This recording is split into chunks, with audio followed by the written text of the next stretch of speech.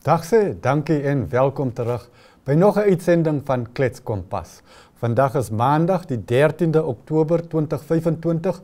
My naam is Ogito Greik en vandag se uitsending sal ek en Henriette Lamprecht bietjie die nuus bespreek uit Republikein en bietjie later sal Andrew Polman in die ateljee wees om sy kennis oor die sport se hoogtepunte, die sport se naweek hoogtepunte met ons te kom deel. So bly by ons. Ons is nou weer terug. Baie dankie.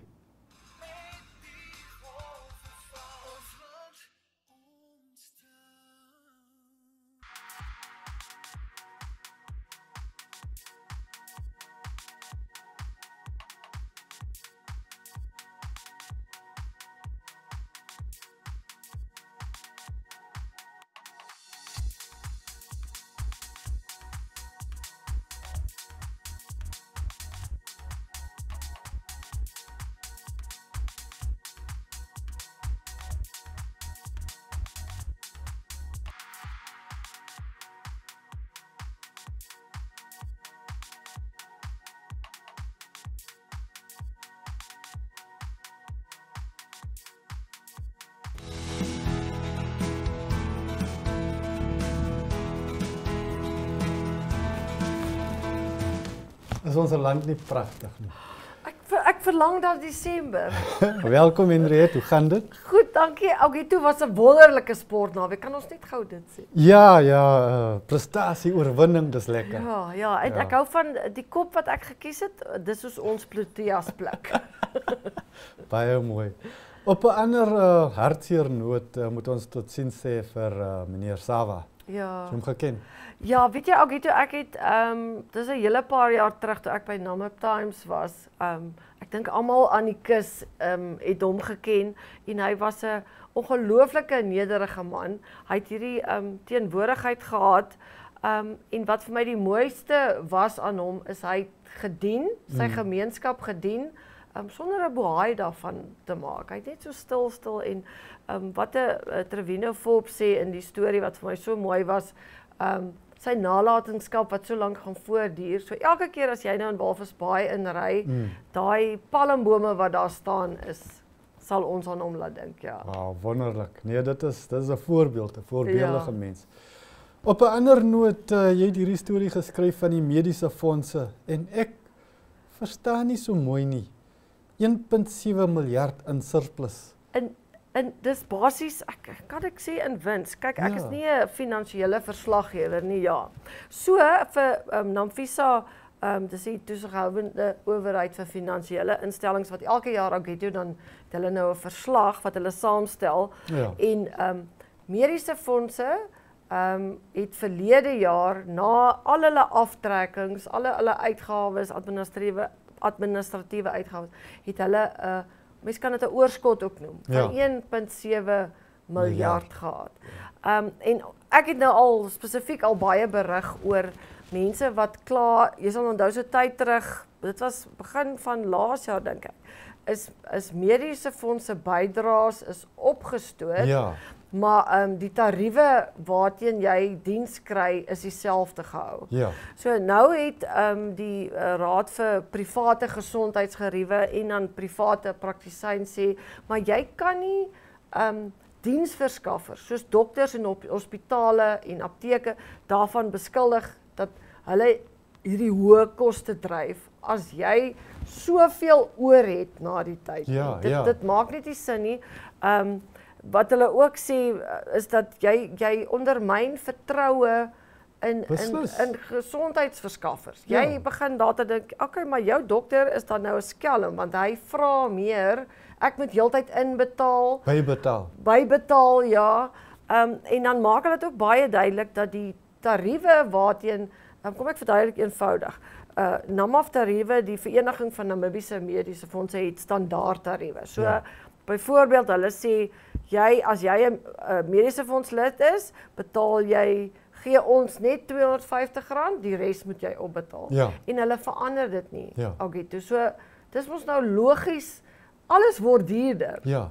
Maar die mediese fondslede se bydraes styg, maar wat hulle kry vir dit word al hoe minder. Ja. Weet jy Henriet, ek onthou toe ek betrokke was by ons body corporate by die flats waar ek bly. Ja, ja. En toe dinge goed gaan en ons bou nou 'n bietjie reserves op. Ja, ja. Toe sit ons nie die tariewe op nie, want dis mos ons wat betaal Ja. vir ons se belang. Natuurlik. So nou wonder ek in wie se belang Is doen dit hierdie om mediese dit wie baat uit hierdie groot surplus? En dan sê jy nog die bates het gegroei met 33,4%. En jy het 'n mediese finansiële terme, ek weet jy's baie beter daarmee dit, maar hulle praat van likwiditeit, ja, nee? Ja, so elke mediese fonds in Namibië, obviously jy moet dit gesond hou altyd. So jy moet 'n reserve hê, maar jy moenie begin wins maak uit dit kyk, jou likwiditeit is hoeveel 25%. Soveel kontant. Yes. Jy het in ag van jou spaargeld, ja. Hierdie is so vir mediese fondse moet jy 25% in kontant hê, dat dit nou nie gebeur dat jy al get toe eis en jy kan nou nie. Presies. Dit staan nou op 33%. Sjoe. So dit is 8% hoër as wat dit moet wees. Ja. Ja. So ons almal verstaan jy moet 'n reserve hê. Ja. Dis logies, maar okay, dis nou 'n bietjie baie reserve. Ja, ek het ook 'n storie geskryf is hier op bladsy 3. En dit was 'n geleentheid gehou by die Ontwikkelingsbank van Namibië. Dit was gehou deur die Groenbouraad van Namibië. Ja. En hulle het nou gepraat omdat die Ontwikkelingsbank van Namibië het onlangs spesiale status gekry by die is 'n internasionale fonds. Kom ek soek net gou daai fonds op, die Groen Klimaatfonds. Ja, ja. So hulle het nou toegang tot soveel as 4.27 miljard vir projekte wat nou in lyn is met hierdie groen filosofie. Ja. Presies. Ja. En hulle het nou spesifiek gepraat oor groen boupraktyke. Ja. Want ons het mos 'n behuisingskrisis in Namibië. Ja. En hier is hierdie groot hoop geld vir so iets. Ja. En toe kom dit nou na vore dat alhoewel ons instansies het soos Habitat Sentrum wat nou al jare lank navorsing doen in alternatiewe boupraktyke, boumateriaal. Allerlei goed is al wêreldwyd gebewys dat jy nie net hoef te bou met sement en steen nie. Daar is ander maniere, goedkoper maniere, beter maniere in ag van die klimaat en die omgewing. Ja. Maar die goed kan ons nie plaaslik in ons stedelike gebiede toepas nie. Oor ons bouregulasies. Wat nie aangepas is by dit. Dit is nou al so verouderd. Daar was die meneer Faisal Smith, hy is die president van die Namibiese Instituut van Argitekte. Hy sê ons pas SABS 0400 standaard toe. Terwyl in Suid-Afrika, van waar ons die SABS kry, hulle pas nou al SABS 10.400 toe, of 10.401.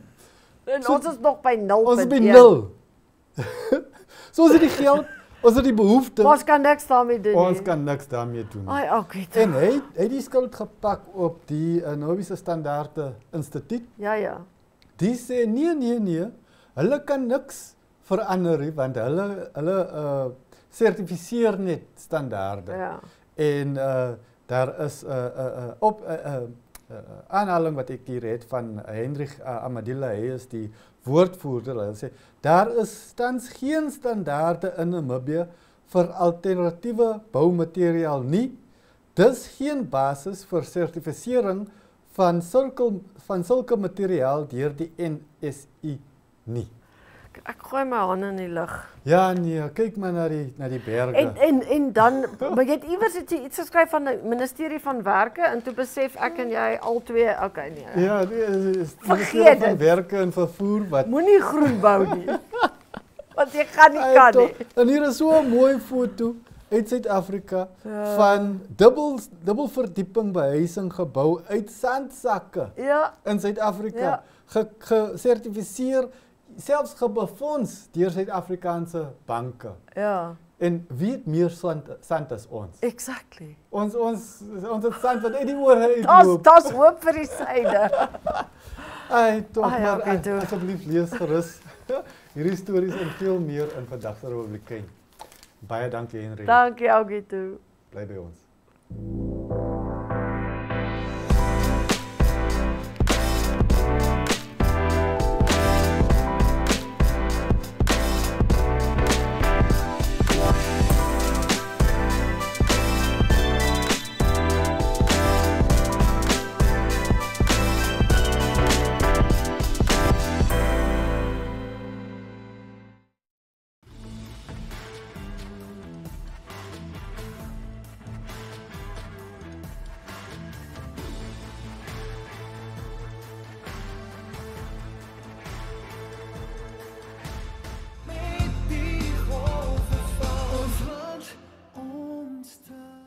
Welkom terug. Kom ons loer nou gou weer na die weervoorspelling vir môre. Dis nou Dinsdag 14 Oktober 2025. Ons verwag op Katima Mulilo vanaf 21 grade tot op 39, op Inanna vanaf 19 grade tot op 36, op Ruacana vanaf 18 tot op 36. Daar sal die son heel lag skyn.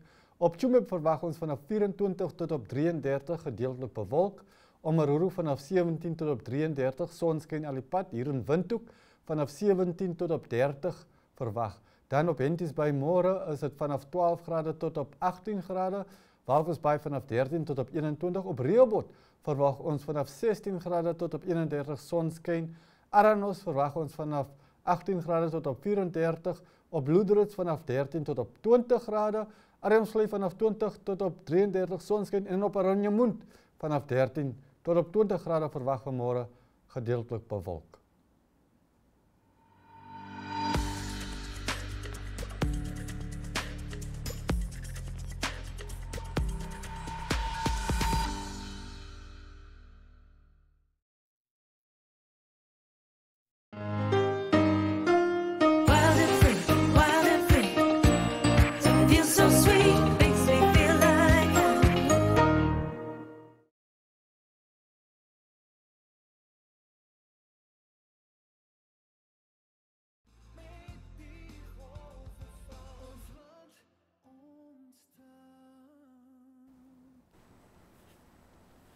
Welkom terug hier in die atelier met my, meneer Andrew Poelman. Welkom Andrew. As hy, okay toe. Deel daar vir ons die oomblik van die naweek in Agvin Sport. Ek het te vermoed ek weet waaroor dit gaan. Ja, nee, ek dink mense het miskien al daarvan kennis geneem en gehoor daarvan. Ja, so maar ek dink ons het so 2 video's miskien net van daai oomblik van die naweek van verskillende rigtings, verskillende kante afgeneem. Ek dink ons kan dit maar sommer speel. Whatever, step and run. Out and run. One from one. Run it! Run! Yeah! Woo! Yeah! Wow! Yeah!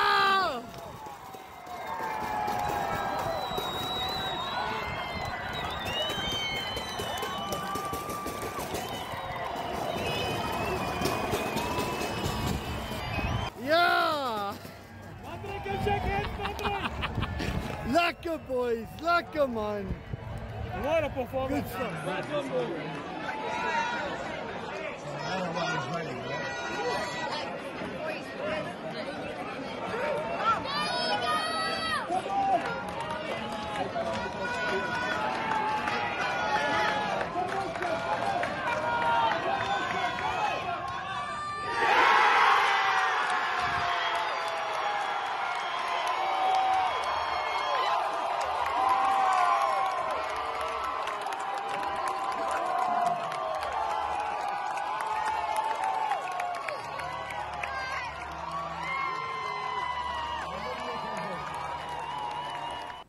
Sjoe Andrew, jy sê ons pluk die Protea so op die laaste nippertjie.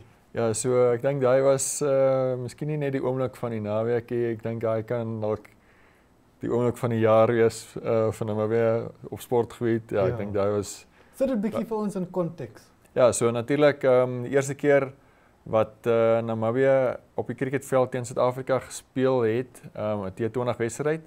En dit was dan ook die inwyding van hulle nuwe stadion So ons kan maar daar begin wys, miskien dalk die inwyding wat daar van die stadion, die FNB Namibiese cricketstadion, so 'n lekker geleentheid, so omtrent 4000 kaartjies wat hulle dan verkoop het. Is dit ons visiepresident hy?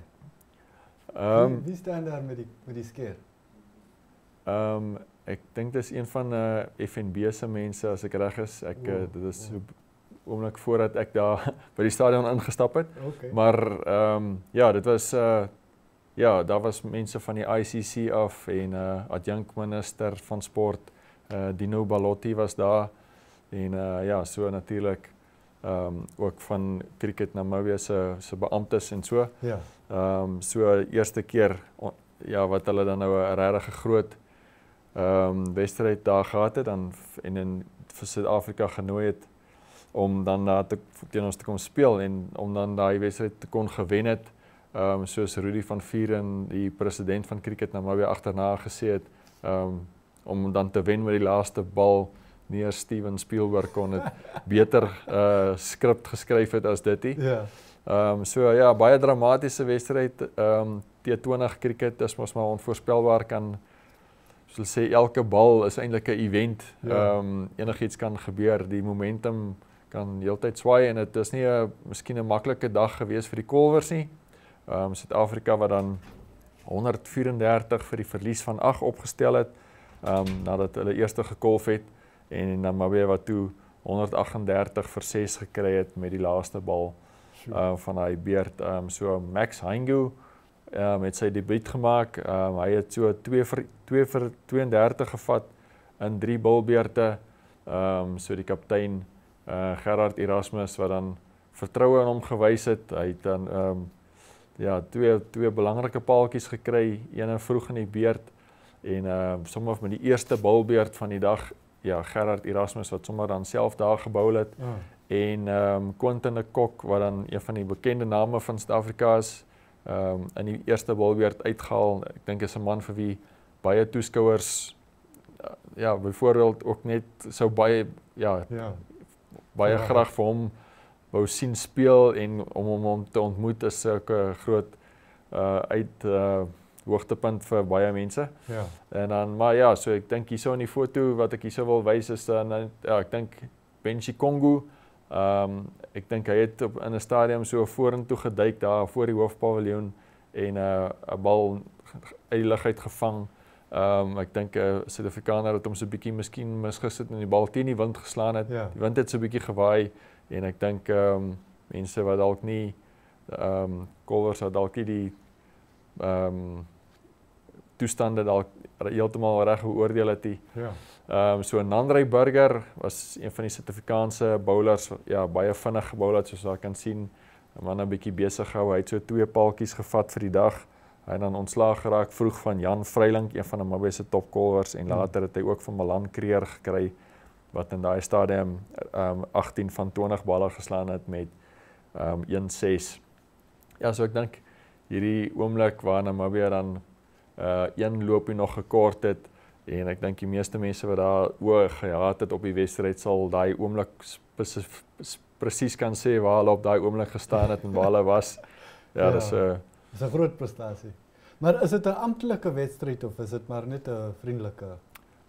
So nie veel op die spel nie. So Suid-Afrika, hulle het ook 'n hulle toetsspan is op die oomblik in Pakistan.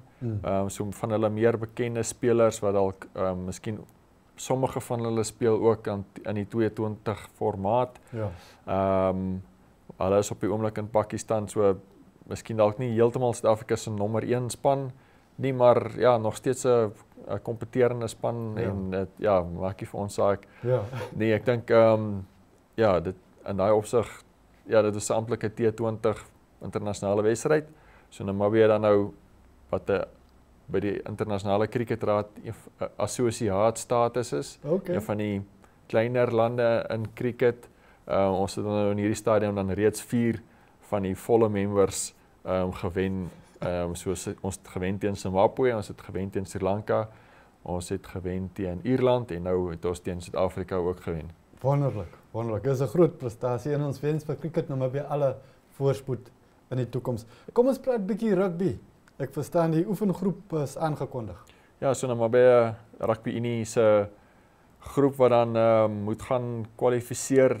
Hulle het nie baie tyd om voor te berei nie. November maand, so van die 8ste tot die 18de, wat hulle dan in Dubai moet gaan speel teen Samoa wat dan bevestig is. Hulle is dan eintlik die swaargewig, kan 'n mens sê daarso. En dan België wat ook daar is van die Europese streek, en dan nog een span wat dan komende naweek bepaal sal word. Dit sal dan of wees Paraguay of dit sal wees Brasilië. Okay. So hulle speel dan tuis en weg. Laas naweek was dit teen die verwagtinge was dit dan Paraguay wat ondanks hulle laer posisie op die ranglys het hulle dan ek dink so met 10 of 20 punte gewen teen Brasilië, gemaklike oorwinning uiteindelik. As ek reg onthou 39-19 of so iets. So Brasilië sal dan daai ene moet omkeer as hulle dan betrokke wil wees. Ja, so wat die Namibiese oefengroep dan daar betref, ek dink die meeste name is daar wat 'n mens sou verwag het. Okay. Johan Duisel, dit is goed om hom dan net terug weer te sien, bietjie in die mix daarso. Hy dan hierdie jaar sy terugkeer gemaak na die speelveld. In die senterposisie, klap rugby bietjie gespeel weer. Ek dink hy kan vir Namibia baie werd wees daar met sy ervaring. So 'n paar ander manne wat 'n mens dalk daar graag sou wou gesien het wat Chiwi Oanivi miskien. Hy speel klap rugby in Frankryk. Hy kon toe nou nie wegkom by sy klub nie want sy verpligtinge daar met hulle nuwe seisoen wat daar begin het. Dieselfde met ouens soos Patrick Skikkerling wat ook vir Glasgow Warriors speel in die URC. Hy is ook miskien 'n bietjie beseer op die oomblik en Herman Coetzee is dit wat by Racing 92 in Frankryk is. Ja, miskien net om ons voorlangs die stitte bietjie te versterk. Daar's dalk mense wat mens graag daar wou gesien het, maar die manne wat gekies is, hulle moet maar vasvat. So die groep is 36, hulle gaan gesny word dan na 30 wat dan uiteindelik daai taak moet gaan afhandel. Namibia wat baie graag nie vir die eerste keer van 1991 af 'n wêreldbeker sal wil misloopie. So dink jy daai in die woestyn daar in die noorde van Afrika sal dit ons miskien 'n hupstoot gee? Is dit ook so warm soos hier? In Dubai, so ek weet nie presies November maand, hopelik daarom nie te warm omstandighede nie.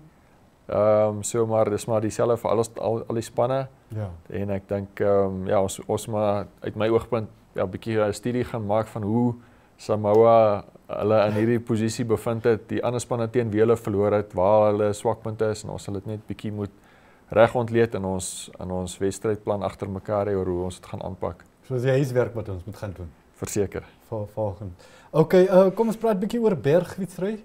Ek verstaan daar is iets in die Nederland wat gebeur het. Ja, so Sondag en was dan die wêreldkampioenskap vir die marathon bergfietsry en dan so in die elite mansklas was dit dan Alex Miller wat nou maar weer daar verteenwoordig het. En Saterdag was daar ook 'n paar so Alex Miller dan daar linksbo op die foto en dan in hulle ouderdomsgroepe was dit ook nog 3 Namibiërs wat dan gekwalifiseer het en dan ook met die koste aspek wel dit gehaal het om daar te gaan deelneem. So Jana van Bakstroom, sy dan in haar vroue ouderdomsgroep meegeding en 36ste geëindig. Dink sy was die enigste van Afrika wat daar in die resies was. Ja, so 'n redelike langerige roetes daar. Alex Miller, hulle se afstand was 180 km. Dit is is nie maklik geweest nie. Ja. En dan Frank Snyman en Stefan Skuman was die ander 2 Namibiërs wat daar gery het. Ja, hulle het 'n sterk fietsrykultuur daar in die Nederland, hè? Ja, en so Olimpiese kampioene en dis 'n baie sterk veld van baie kompeterend gewees. Al die groot name was daar. En dit is ook moeilik vir Namibiërs om regtig te oefen op fietsry, veral as jy op die pad moet ry. Ons bestuurders, voertuigbestuurders is nie baie akkommoderend. as dit by veiligheid kom of wat dink jy? Ja, nee, dit is maar beslis 'n faktor wat jy daar noem. Ja, so dis nou nie heeltemal die fietsry kultuur hierso wat as dieselfde as wat dit in Nederland byvoorbeeld of in ander lande in Europa is nie. Maar ja, ek dink daar word maar so met die tyd gewerk, miskien om dit meer gunstig te maak vir die fietsryers. Ja, ons hoop maar so. Asseblief, wees tog bietjie versigtig en laat veiligheid daar vir almal gedeel word. En met dit moet ons nou totsiens sê. Baie dankie Andrew. En baie dankie julle dat julle by ons aangesluit het. En ons sien weer môre vir nog 'n uitsending van Klets Kompas. Totsiens.